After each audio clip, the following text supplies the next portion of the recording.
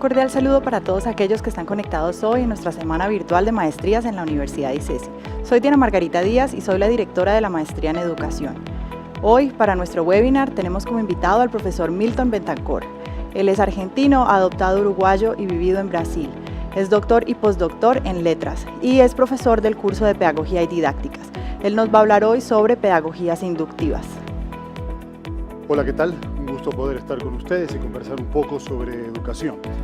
Si tu abuelo llegara a resucitar y empezara a pasear por Cali, seguramente se sorprendería con muchas cosas, pero no se va a sorprender con los aspectos básicos de la educación. Si ustedes se fijan, este cuadro retrata una clase del siglo XII. Si se fijan con atención, va a haber gente conversando, va a haber gente prestando atención, va a haber gente que no le presta atención, va a haber gente durmiendo. La educación, lamentablemente, no ha conseguido, en muchos aspectos, acompañar el proceso de evolución que la sociedad ha tenido. En esa línea de ideas, si ustedes se fijan en esta clase, o ustedes se fijan en aquella, además del color y la computadora, pocas cosas han cambiado. Decir que hemos evolucionado en educación apenas porque nos escondemos atrás de una computadora, de un videobin, es demasiado poco para las preguntas y las necesidades que nuestros alumnos, en cualquiera de los niveles educativos, están necesitando. Si nosotros somos sinceros, vamos a entender que nuestros alumnos son del siglo XXI. Nosotros, por más esfuerzo que hagamos, somos profesores del siglo XX. Fuimos educados en el siglo XX, nacimos en el siglo XX, fuimos formados socialmente en el siglo XX. El problema es que los métodos que estamos utilizando para intentar ayudar en la educación de nuestros alumnos, con mucha suerte, son del siglo XIX. Como les mostraba recién, en el siglo XII comenzó a funcionar este tipo de relación que se establece entre los profesores, que todo lo saben, y los alumnos que, en fin, da la sensación como que llegaran a sus diferentes niveles educativos como sin saber nada, lo cual es un error. Ellos saben y saben mucho. Ellos están conectados a la tecnología. Ellos necesitan ser el centro del proceso educativo. Y para eso, nosotros aquí en la ICESI, en los cursos de posgrado, en las maestrías, ofrecemos una posibilidad como para conversar, para reflexionar, para intentar actualizarnos como docentes en ese proceso tan increíblemente importante que es formar, acompañar en la formación, educar, acompañar en la educación de un proyecto de vida que es nuestro alumno. En esa línea, nosotros vamos a hacer mucho hincapié en las metodologías inductivas. Esas metodologías que como base tienen la idea que el alumno es el centro del proceso de enseñanza-aprendizaje. Nosotros, profesores, tenemos que aprender a salir del centro, buscar un espacio como de entrenador deportivo. Estamos fuera de la cancha, pero hacemos todo lo posible para que aquellos, nuestros alumnos, los jugadores de su propio destino, tengan las herramientas, sepan qué hacer, sepan cómo hacerlo, para que tengan no solo la habilidad, sino la competencia de hacer las cosas de la mejor manera posible. Esa línea de metodologías inductivas tiene algunos principios que para nosotros son fundamentales. El primero, diálogo. Pero diálogo no es apenas que yo te pregunte algo que yo ya sé la respuesta y que tú me des una respuesta que yo ya imaginaba.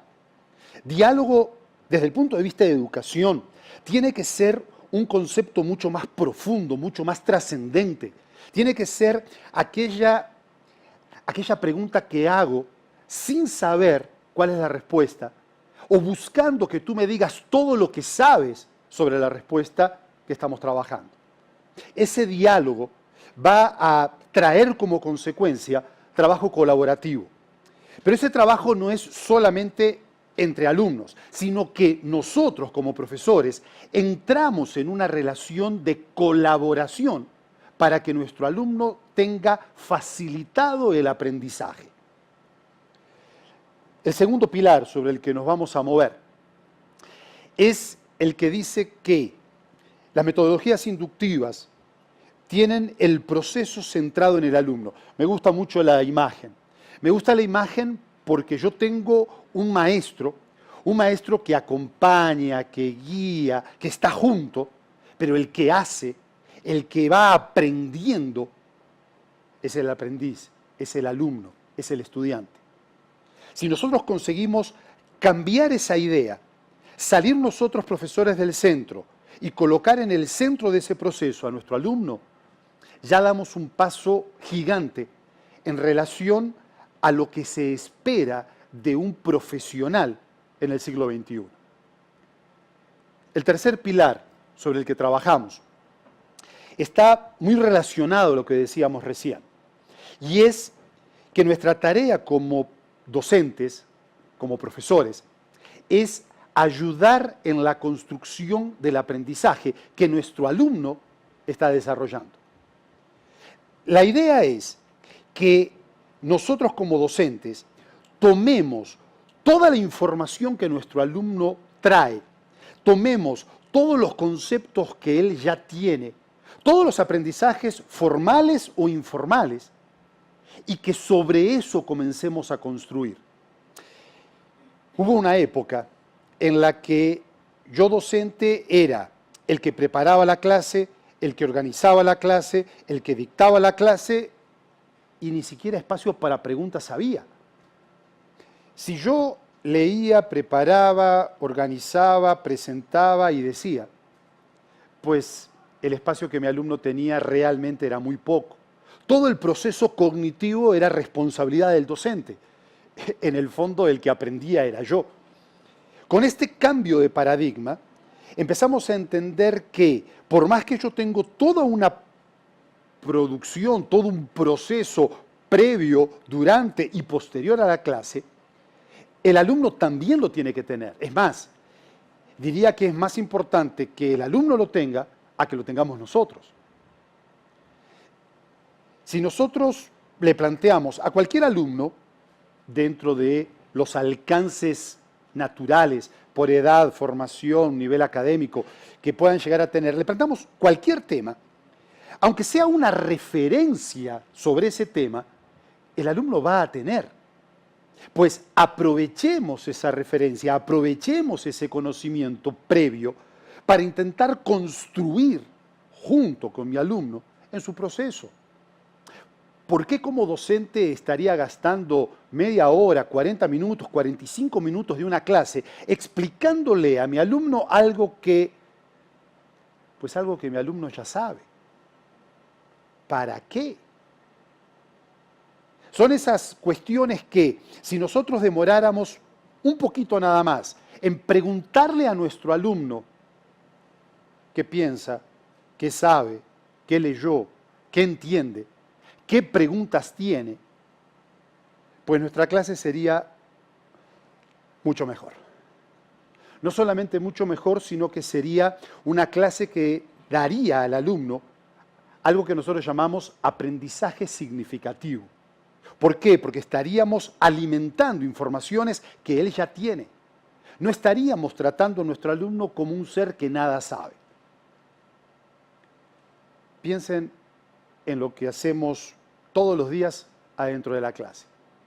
Definidamente es mucho más fácil repetir un discurso 3, 4, 5, 10, 15 años a trabajar con mi alumno de una manera diferente y entender que ese ser humano que tengo delante, pues es diferente al que tuve el año pasado, al anterior, que viene con sus riquezas, que viene con sus debilidades, y que mi responsabilidad como docente es acompañarlo en un proceso de formación. Finalmente, el último aspecto que para nosotros es fundamental es ese respeto por los saberes previos.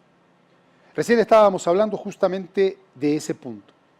Recién estábamos mencionando que construir sobre los saberes previos de mi alumno y construir aprendizaje con él es exactamente eso, respetar profundamente el conocimiento que se tiene.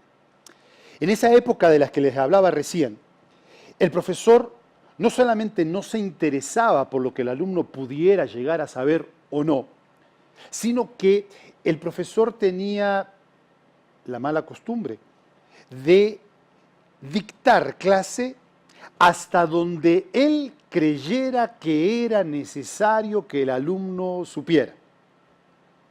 Pues tenemos un problema grave desde el punto de vista pedagógico y didáctico con esa postura.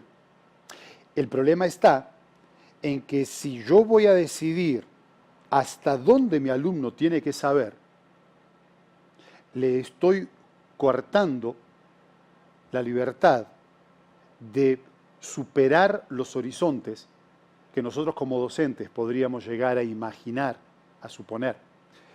Piensa conmigo, ¿a dónde hubiese llegado la humanidad si los límites impuestos por los docentes antiguos hubiesen sido los puntos finales en la historia de la educación?